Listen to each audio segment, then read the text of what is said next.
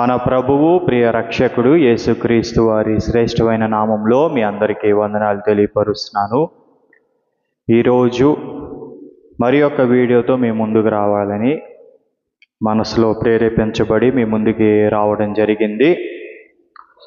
ప్రియ దేవుని బిడ్డలారా, ఈరోజు వీడియోలో కీర్తన 22లో ఉన్న ప్రవచనాలు, వాటి నెరవేర్పుని మనము చూద్దాం.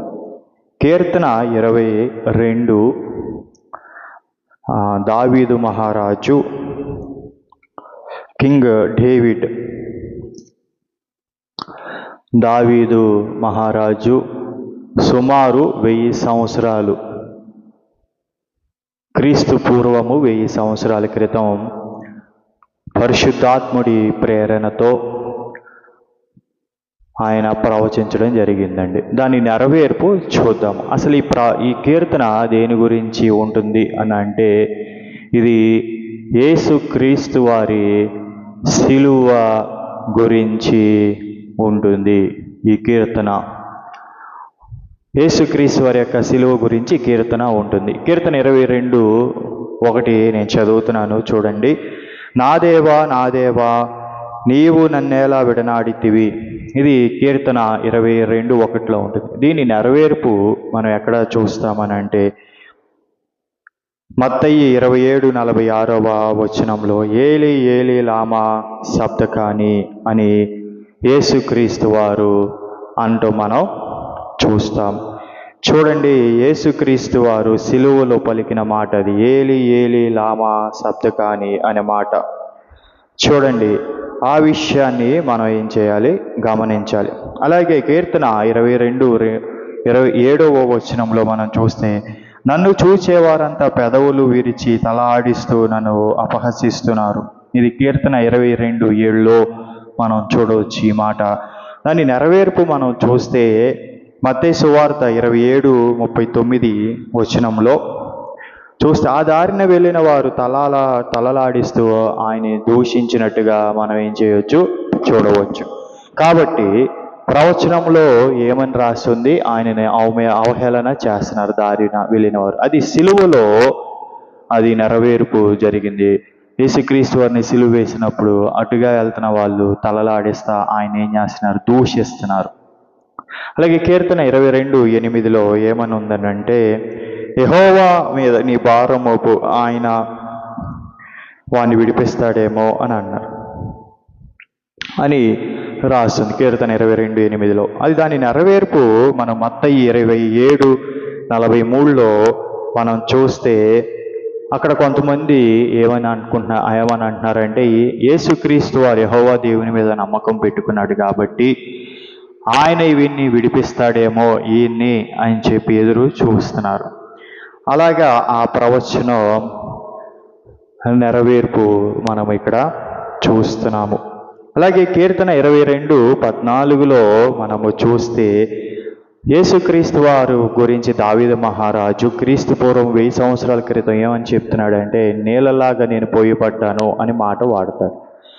దానికి మనము చూస్తే యోహాను 19:34 యోహాను సువార్త 19:34 చూస్తే, సైనికుల్లో ఒకడు ఈటతో యేసుక్రీస్తు వారి బల్లెంలో ఏం చేస్తాడు, ఆయన ప్రక్కన పొడుస్తాడు. అప్పుడు వెంటనే రక్తము నీళ్లుగా మారిపోతాయి.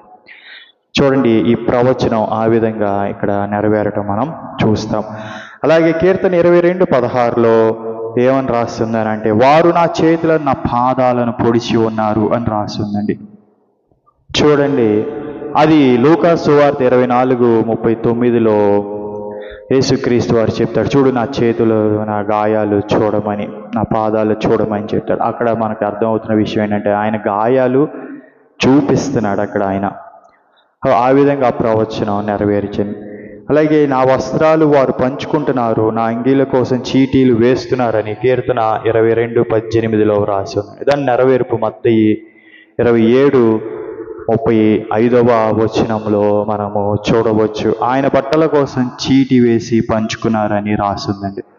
కాబట్టి ఈ సిలువలో జరిగిన ఈ సంఘటనలు యేసుక్రీస్తు వారు సిలువ మీద ఉన్నప్పుడు జరిగిన ఈ సంఘటనలు ఇవి యాదృచ్ఛికంగా జరిగినవి కాదు, కానీ ఇవి యాదృచ్ఛికంగా జరగలేదు. ఇవి ప్రవచనాల నెరవేర్పు. కాబట్టి మనం ఆరాధిస్తున్న యేసుక్రీస్తు వారు ఏదో ఒక సాదాసీద వ్యక్తి కాదు. ఆయన గురించి ప్రవచనాలు ముందుగానే పరిశుద్ధాత్ముడు తెలియపరిచాడు. 1000 సంవత్సరాల క్రితం పూర్వము దావీదు మహారాజు రచించాడు. చూడండి, ఆ కీర్తన సారాంశము మనం ఇక్కడ చూడవచ్చు. అంటే మనం ఆరాధిస్తున్న దేవుడికి భవిష్యత్తు ఏంటో బాగా తెలిసినవాడు. ఆయన భవిష్యత్తు తెలిసినవాడు కాబట్టి ముందుగానే ప్రవచించాడు. అలాగే ఆ ప్రవచనాల నెరవేర్పుగానే ఆ విషయాలు జరిగినాయి. ఈ విషయాలు తెలుసుకోవడం బట్టి మనం యేసుక్రీస్తు వారిని లోతుగా తెలుసుకోవడం బట్టి ఆయనను చక్కగా ఆరాధన చేయడానికి, మనం నమ్మకంతో విశ్వాసంతో ఆయనను ఆరాధన చేయడానికి ఈ విషయాలు మనకి ఏమవుతాయి? సహాయపడింది. అంటే మనం ఆరాధిస్తున్న దేవుడు చూడండి ఏదో అప్పటికప్పుడు జరిగిపోయినవి కాదు. ముందు నుండే ఒక ప్రణాళిక ప్రకారం దేవుడు తన కుమారుని లోకానికి పంపించాడు అన్న విషయాన్ని ఈ విషయాలు చూస్తాం బట్టి మనకి అర్థమవుతుంది. కాబట్టి ప్రియ దేవుని బిడ్డలారా, మనం ఆరాధిస్తున్న యేసుక్రీస్తు వారు ప్రవచనాల నెరవేర్పు అన్న విషయాన్ని గమనించవలసిందిగా ప్రభు పేరట మిమ్మల్ని కోరుకున్నాను. ప్రార్థన చేసుకుందాం. జీవం కలిగిన దేవ, అయా ప్రభు, కీర్తన 22 అధ్యాయంలో నుండి ప్రవచనాలు వాటి నెరవేర్పు ఎక్కడ జరిగినాయో మేము చూస్తానికి మీరు సహాయం చేసినందుకు మీకు వందనాలు ప్రభు. మీ సిలువలో మీరు చేసిన ఆ యొక్క జరిగిన సంఘటనలు అవేమి యాదృచ్ఛికంగా కాదు, కానీ ముందుగానే ఒక ప్రవచనాలు మీ ద్వారా పలికింపబడి, మీ యొక్క అయా ప్రభు ఆత్మచేత నింపబడిన దావీదు మహారాజు ద్వారా పలికింపబడి అవి సిలువలో నెరవేర్చబడింది. కాబట్టి యేసుక్రీస్తు వారు ప్రవచనాల నెరవేర్పని, ఆయన సాదాసీద వ్యక్తి కాదని,